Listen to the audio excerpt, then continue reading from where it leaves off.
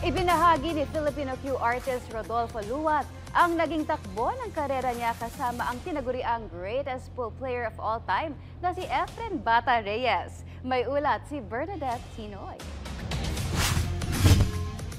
Bago pa nakilala ng mga Pilipino ang tinaguriang greatest pool player of all time na si Efren Bata Reyes, una muna siya nagpakitang gilas noong dekada 70.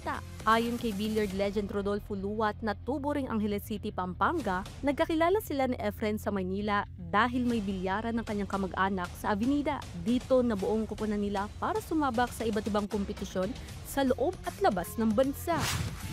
Mga 75, sobrang galing na Efren. Kesa ngayon, yung mga 90s, magaling na rin siya. Pero 75 talaga super hunter niya, walang tatalo. Simula sa 76 hanggang 2010. Noong mga 1993, nag-champion kami sa Las Vegas yung team. Si Efren, si Amang Parigay, Francisco Bustamante, saka si Leonardo Andam, saka ako. Tapos sunod-sunod na. Pumunta kami Amerika, punta kami England, punta kami Poland, punta kami Taiwan, Japan. Kung saan na kami na-invite.